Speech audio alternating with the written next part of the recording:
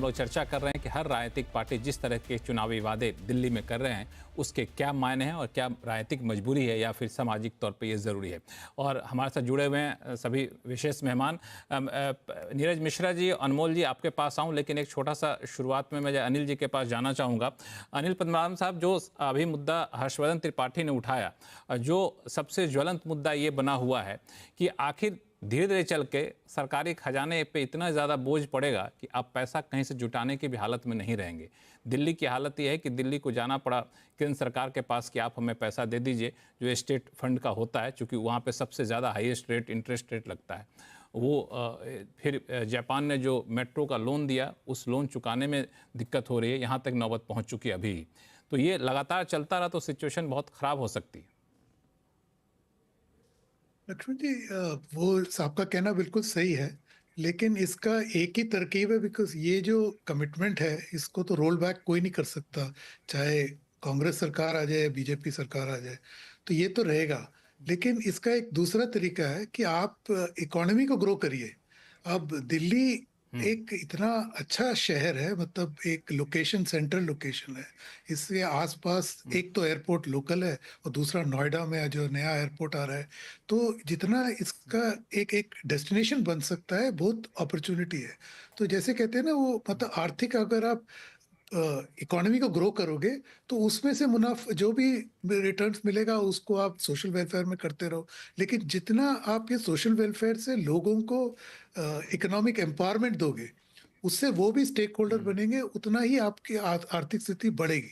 तो इसको एक इधर और ऑप्शन में मत देखिए, मतलब कि ये हो या वो हो। तो सोशल वेलफेयर जारी रहे, लेकिन इसको टारगेटेड रहे, इसमें फजूल खर्चे ना हो, जैसे मैंने शुरू में आंकड़े आपके सामने रखे। और ओवरऑल इकोनॉमी को ग्रो करिए। जैसे काफी वक्ताओं ने बोला, इंफ्रास्ट्रक्चर की स्थिति बड़ी खराब है, इसको आप इंप्रूव करिए, निवेश खुद ही आएगा। बिल्कुल, आपने बहुत सही कहा कि ठीक है, आप सोशल वेलफेयर करते रहिए, जिसको मुफ्त की रेवड़ी लोग कह रहे हैं, लेकिन उस वेलफेयर के साथ साथ आप पैसा जुटाने के जो रिसोर्सेज हैं उसको ही बढ़ाते रहिए। जब पैसा आता जाएगा तो ठीक है, खर्च करते रहिए। नीरज मिश्रा साहब, आपको जोड़ना चाह रहे थे, उसके बाद मैं जाऊंगा रोहन गुप्ता जी और अनमोल जी के पास। लक्ष्मण जी, मैं यही कहना चाह रहा था, क्योंकि भ्रम तो बहुत फैलाया जाता है। देश के अंदर दो मॉडल हैं। एक मॉडल जो भाजपा और आम आदमी पार्टी चलाती है, जिसके अंदर फिस्कल प्रूडेंस की कमी है। एक ये मॉडल सामने कर्नाटका का है, जो मैं आपको दिखा रहा हूं। इस मॉडल में देखिए साफ साफ क्या लिखा हुआ है। कर्नाटका देश का दूसरा सबसे ऐसा तेजी से बढ़ने वाला राज्य है जहां पे फॉरेन डायरेक्ट इन्वेस्टमेंट हो रही है, और उसने गुजरात को भी सरपास कर दिया है। ईयर ऑन ईयर 11.5% का एफडीआई का ग्रोथ है। तो हम जो जिस तरीके की भी नीति लाते हैं, जो समाज को सहूलियत देने वाली है, हम उसके लिए एक नया इनकम सोर्स जनरेट करते हैं। ये चैनल पर प्रवक्ता बैठकर झूठ बोल देंगे कि हिमाचल में टॉयलेट टैक्स लग रहा था। अरे भाई साहब, वो लग्जरी प्रॉपर्टीज हैं, 1-1 लाख रुपए का कमरा बेचती हैं। अगर वहां पर 25 रुपए एक सीट का टैक्स लग गया तो मुझे तो नहीं लगता कि उससे आम आदमी को कोई दर्द हुआ। वहीं कर्नाटक में जो हम 54,000 करोड़ की सालाना कल्याणकारी योजना, रोहन जी, आ रहा हूं आपके पास। उसके साथ साथ हम $5 बिलियन, मतलब लगभग 90,000 करोड़ रुपए सालाना हम प्रदेश के लिए लेकर आ रहे हैं। तो इसी को फिस्कल प्रूडेंस कहा जाता है। ये इस तरीके से नहीं कि आपने अपने दोस्तों के लिए, तो मोजम्बिक से जो अनाज आ रहा है वो इनको कोई याद दिलाएगा नहीं, क्योंकि इनको लगता है कि देश के अंदर इंपोर्ट्स कम हो रहे हैं, लेकिन मोजम्बिक से जाकर दालें अडानी साहब ही खरीद कर ला रहे हैं। तो इस तरीके की बातें को करने से बचना चाहिए। देश की जनता गंभीर है, उनको ये सब आर्थिक मॉडल दिखते हैं। राजनीतिक रिजल्ट्स कुछ भी हो, लेकिन देश को आगे बढ़ाने का काम हम सबको मिलकर करना पड़ेगा, और उसके लिए उस फिस्कल प्रूडेंस की बहुत ज्यादा जरूरत है। लक्ष्मण के फिस्कल प्रूडेंस के मोर्चे पे थोड़ा सा कांग्रेस की तरफ से बयान आते हैं, थोड़ा सा ये लगता है, क्योंकि किसान कर्ज माफी की आपने ही बड़ी घोषणा की थी, जिसपे काफी ज्यादा विवाद भी हुआ था जब चिदम्बरम मुख्यमंत्री हुआ, वित्त मंत्री हुआ करते थे। तो वहां भी जब भी जरूरत पड़ी, हर पार्टी ने फिस्कल प्रूडेंस में अपने हिसाब से बदलाव किए। ठीक है, अगर मुझे मौका रोहन देंगे गुप्ता तो जी, आपको जोड़ना चाह रहे हैं। हाँ, रोहन जी, आपके पास। देखिए लक्ष्मण जी, अभी हमारे साथी ने, कांग्रेस के ने अभी कर्नाटक की बात की, क्योंकि मैं भी आंकड़ों का इंसान हूं, तो मैंने कर्नाटक का एस्टिमेट खोला है। फिस्कल डेफिसिट 46,000 करोड़ से 82,000 करोड़ बढ़ रही है। जो जीडीपी का 2% था वो 3% हो रहा है। रेवेन्यू डेफिसिट 13,000 करोड़ से बढ़कर 27,000 करोड़ हो रहा है। ये तो इनकी हकीकत है। आंकड़े क्यों गलत है? ये तो मैं आपके सामने दे रहा हूं। दूसरी बात, उनका साथी, देखो ये दोनों इंडी गठबंधन के साथी, प्यारे साथी बिछड़ गए, एक दूसरे की पोल खोल रहे हैं। आम आदमी पार्टी जहां 76,000 करोड़ का बजट है, वहां पे 2,000 करोड़ का, मतलब करीब 3.5% ऑफ द बजट का घपला कर रहे हैं, घोटाला कर रहे हैं। जनता क्या उनसे उम्मीद करेगी? तो देखिए, आज जो हरियाणा में, हिमाचल में जो हाल हुआ है कांग्रेस के शासन में, उनके पास सैलरी के पैसे नहीं है, हर रोज वहां पे जो एम्प्लॉइज है रोड पे आके धरना कर रहे हैं। ये तो फिस्कल डेफिसिट क्या है तो कांग्रेस को कौन बता सकता है? तो मुझे लगता है कि जो कथनी और करनी में दोनों पार्टी के जो फर्क है, दिल्ली की जनता वो देख रही है। और आज जो दिल्ली में भाजपा ने जो भी वादे किए हैं, वो ऐसे वादे हैं, वो जो अटल कैंटीन की बात हो या महिला सम्मान की बात हो या गैस सिलेंडर की बात हो, ये सारे ऐसे वादे हैं जहां जहां भाजपा की सरकार है वो उन्होंने पूरा करके दिखाया है। तो ये तो दिल्ली की जनता भली बात ही जानती है कि कांग्रेस जो अगर ला दिया तो क्या हिमाचल में हाल किया, आज अगर आम आदमी पार्टी को रिपीट किया तो क्या हाल किया पंजाब में। तो मुझे लगता है कि इस बार भरोसा होगा, आंकड़ों की बात हो, फिस्कल प्रूडेंस की बात हो, नीति की बात हो, नियति की बात हो, इंप्लीमेंटेशन के कमिटमेंट की बात हो, कहीं पे भी आप आम आदमी पार्टी या कांग्रेस पार्टी भाजपा की टक्कर में नहीं है। और ये हकीकत दिल्ली की जनता इस बार समझ चुकी है। अनमोल जी, लक्ष्मण जी सिर्फ एक लाइन देखिए, केंद्रीय सरकार का ही आंकड़ा है ना कि वो जो हिमाचल में फ्लैश फ्लड हुआ, लगभग 8400 करोड़ रुपए केंद्र सरकार को देने हैं। ये तो एनडीआरएफ का आंकड़ा है, ये हमारे प्रदेश ने नहीं बनाया। और उसके ऊपर एक बार शायद लोकसभा के समय प्रधानमंत्री जी ने कहा हम 200 करोड़ देंगे, वो भी नहीं दिया। तो रोहन भाई ये तो कहेंगे नहीं कि केंद्र सरकार किस तरीके का दुर्व्यवहार दूसरे राज्यों के साथ करती है, इस पर इनकी जबान से कुछ नहीं निकलेगा। तो दूसरे के अगेन, अब जब आप ओल्ड पेंशन स्कीम की आप बात कर रहे हैं, ठीक है, वो मुद्दे लेके आपने हिमाचल में सरकार बनाई, वो ओल्ड पेंशन स्कीम का मुद्दा आपके राष्ट्रीय जो लोकसभा के चुनाव हुए, 8400 करोड़ रुपए प्रधानमंत्री जी को कह के आप रिलीज करा दीजिए, हम वहां पर ओपीएस को भी बाती लागू कर देंगे, हमें जो इंफ्रास्ट्रक्चर रीडेवलपमेंट करना है वो भी कर देंगे। ये एक राइट एग्जांपल है कि किस प्रकार से जो है कांग्रेस पार्टी ने बेवकूफ बनाया। आज ओपीएस को लागू करने के बाद में उनको समझ में आ गया, तो जब उनका लोकसभा के चुनाव आए, ओपीएस कहीं पे चला गया, क्योंकि आज भी हिमाचल के जो एम्प्लॉय उसको ओपीएस नहीं मिला। सबसे ज्यादा सरकारी कर्मचारियों की जो तादाद है वो हिमाचल में है। जब देश की जनता एक राज्य में देखती है कि वहां पे बेवकूफ बना गया, कहां से भरोसा करेगी? क्यों ओपीएस को निकाल दिया? अगर आपको लग रहा था कि ओपीएस आपकी अच्छी स्कीम है, क्यों आपके जो लोकसभा के चुनाव है उसके बाद कोई भी इलेक्शन में ओपीएस कहीं पे नहीं दिखा? तो ये नहीं होता, इसी को तो यूटर्न बोलते हैं। जनता इस पे भरोसा नहीं करती है। अगर आप कोई वादा करते हैं, आपको एक राज्य में किया तो दूसरे राज्य में करके दिखाइए, उसी को तो विश्वसनीयता। रोहन जी, एक मिनट रोहन जी, एक छोटा सा जवाब नीरज जी से लेते हैं, फिर अनमोल जी के पास चलेंगे जो बहुत देर से चुप बैठे हुए हैं। नीरज जी, छोटा जवाब रखिएगा।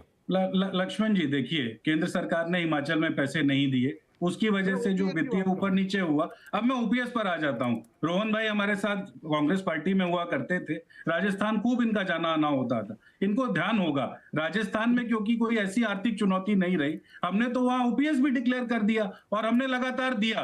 तो जहां पर हमारी स्थिति ठीक रही, क्योंकि हिमाचल में केंद्र सरकार की नाकामी है, उस पर रोहन भाई से नहीं बोला जाएगा। केंद्र सरकार के आंकड़े हैं, आप 84 करोड़ रुपए छोड़ दीजिए, आप वो वापस दे दीजिए 84 करोड़ रुपए, हम लोग उसको दोबारा से लागू कर देंगे। अगर पार्टी ने ये कहा कि पहले ही कैबिनेट में हम ये फैसला लेंगे, तो केंद्र सरकार कैसे बीच में आई? चुनाव नहीं, वो तो पहले ही कैबिनेट पे हुआ। आप दोनों लोग शांत हो जाइए। अनमोल जी, ये सारे सवाल इसलिए उठ रहे हैं कि मुद्दा यह है कि जो भी आप वादा करते हैं उसको निभाते नहीं। ये आरोप कांग्रेस वाले बीजेपी पे लगाते हैं, बीजेपी वाले कांग्रेस पे लगाते हैं, दोनों मिलकर आप पे लगाते हैं, आप दूसरों पे लगाते हैं।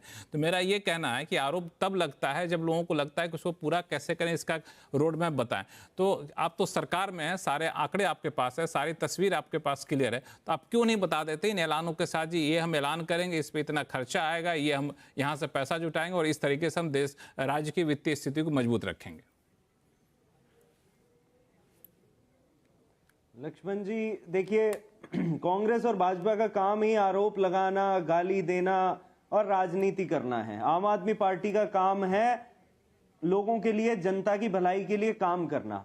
हमने देखा कि कैसे दिल्ली में पर कैपिटा इनकम जो है 4,61,000 है, जो देश में सबसे ज्यादा है आज किसी भी राज्य की। हमने ये देखा कि किस तरह से दिल्ली में इन्फ्लेशन सबसे कम है आज। देश में 5.6% है, दिल्ली में 2.3% है। ग्रॉस स्टेट डोमेस्टिक प्रोडक्ट जो है वो दिल्ली में 18% से ज्यादा टैक्स कलेक्शन हुआ है, बढ़ोतरी हुई है टैक्स कलेक्शन में पिछले साल के मुकाबले। तो दिल्ली सरकार जो है अपने लोगों को मजबूत कर रही है, ह्यूमन रिसोर्स में हम इन्वेस्ट कर रहे हैं, हम लोगों के लिए जॉब अपॉर्चुनिटीज क्रिएट कर रहे हैं, जिससे इकोनॉमी को जरूर फायदा मिल रहा है। और यही कारण है कि पिछले 10 साल में हम इतने सारे किए हुए जो हमने वादे किए थे जनता से वो पूरे कर पाए हैं। हम महाराष्ट्र की तरह 7 लाख करोड़ के कर्जे में नहीं है, हम गुजरात की तरह 4 लाख करोड़ के कर्जे में नहीं है, हम मध्य प्रदेश की तरह 4.5 लाख करोड़ के कर्जे में नहीं है, हम उत्तर प्रदेश की तरह 7.5 लाख करोड़ के कर्जे में नहीं है। तो हम अपने जो कहते हैं वो हम वादा पूरा करते हैं और आने वाले समय में भी हम अपने किए हुए वादे पूरे करेंगे। और जो भारतीय जनता पार्टी जो आज ये कह रही है कि जी आज इनके राष्ट्रीय अध्यक्ष कह रहे थे जी हमने 500 में से 499 वादे पूरे किए। भाई आप बताइए 15 लाख दिए क्या आपने? आप बताइए 20 करोड़ रोजगार दिए क्या? आप बताइए किसानों को एमएसपी दी क्या? आप बताइए पक्का मकान दिया क्या? आप बताइए रोजगार दिया क्या? आप देखिए आज देश में कितनी महंगाई हो चुकी। आप ये बताइए कि आपने जो किसानों को वादा किया था कि उनकी आय दुगनी हो जाएगी वो आपने किया क्या? आपके सारे कर्ज जो हैं, सारे राज्य जो हैं वो कर्ज में डूबे हुए हैं। और अगर आप वाकई में लागू करना चाहते तो अपने 20 राज्यों में करते ना, फिर इंतजार किसका था? आप अरविंद केजरीवाल जी का इंतजार कर रहे थे, उनके सर्टिफिकेट का इंतजार था। ये जो दिल्ली में ये सारे ऐलान कर रहे हैं तो ठीक है, आपकी सरकार भी कई राज्यों में है, वहां भी कुछ लागू कर दीजिए ये सारी चीजें। दिल्ली तो चुनाव में आकर के ऐलान दे रहा हूँ। अटल कैंटीन की बात करें, वो भी इम्प्लीमेंट किया हुआ सब जगह, जहां जहां पे भी योजना है वहां पे किया और वहीं लेके आए। वही तो बोल रहा हूँ, टॉक वॉक द टॉक, यही हम कर रहे हैं। देखिए किस प्रकार से झूठ आम आदमी पार्टी के प्रवक्ता दल फैला रहा है। मैं चैलेंज करता हूं कि इस आंकड़े को झूठ साबित करके दिखाए। 2022-23 में वहां पे दिल्ली में फिस्कल सरप्लस था 0.4% ऑफ जीएसडीपी। 2023-24 में डिफिसिट में चला गया 0.7। ये आप आंकड़ा झुटला के मुझे दिखा दीजिए। आपने कहा कि हमने कौन से संसाधन आपने किए?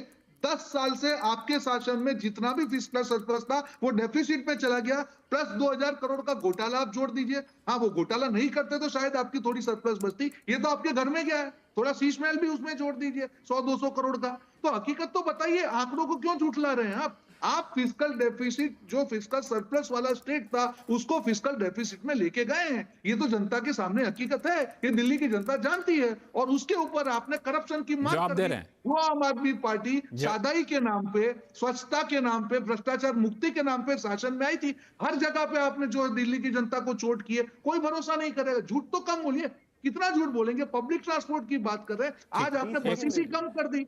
अनमोल जी 30 सेकंड आपके पास है, फिर मुझे अनिल पद्मावत साहब के पास जाना। 30 सेकंड आपके पास है, फिर अनिल जी के पास जाऊंगा मैं। 30 सेकंड।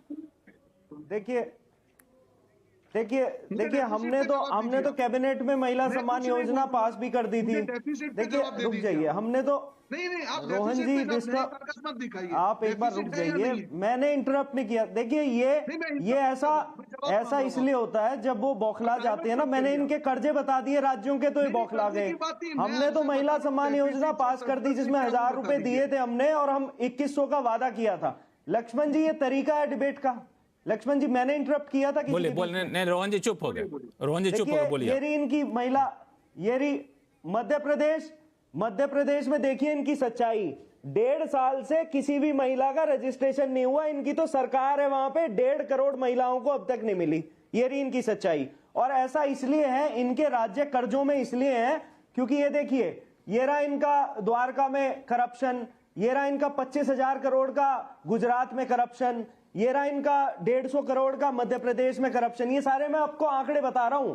ये रहा 110 करोड़ का मध्य प्रदेश में करप्शन। अब क्योंकि शो का समय थोड़ा सा मैं खत्म हो रहा है तो मैं आपको रोकूंगा यहीं पे। मैं एक छोटा सा कमेंट में अनिल जी आपका लूंगा मैं, कि ये ठीक आरोप प्रत्यारोप चल रहा है, हर कोई अपना वादा कर रहा है, लेकिन मुझे बार बार जब भी ऐसा डिबेट करता हूं तो मुझे चुनाव आयोग का वो प्रस्ताव याद आ जाता है, जब चुनाव आयोग ने कहा था कि जो भी राजनीतिक पार्टियां कुछ वादा करती हैं तो उसको कैसे पूरा करेंगे उसका एक रोड मैप भी देना चाहिए। हालांकि बाद में चल के सलाह मशविरा तक बात गई, कोर्ट तक बात गई, लेकिन ये आइडिया बड़ा अच्छा लगा। अनिल जी, आपको लगता है कि अब समय आ गया है कि पॉलिटिकल पार्टी इस पर डिबेट करे? लक्ष्मण जी, ये आपके जो सही कह रहे हो सही है, लेकिन थियोरेटिकल लेवल पे बहुत ही उम्दा सजेशन है आपका। बट ये डिबेट करेंगे। आप अभी 1 घंटे से डिबेट देख रहे हैं, जो ओरिजिनल आपका सवाल है उसका जवाब तो अभी तक आपको मिला नहीं, और इधर उधर हम बाकी विषयों में चले गए। लेकिन डिबेट करने के लिए एक लेवल का एक मतलब म्यूचुअल ऑनेस्टी होना चाहिए। आप म्यूचुअल संसद में ऑनेस्टी होना देखिए, चाहिए। हर्षवर्धन त्रिपाठी, 15 सेकंड का आपसे कमेंट लूंगा, शो खत्म हो चुका है, कि बीजेपी तो सबसे बड़ी पार्टी है, सबसे ज्यादा राज्यों में शासन करती है, फिस्कल प्रूडेंस का सबसे ज्यादा हिमायती रही है, इस डिबेट की शुरुआत तो बीजेपी को कर देना चाहिए, क्यों?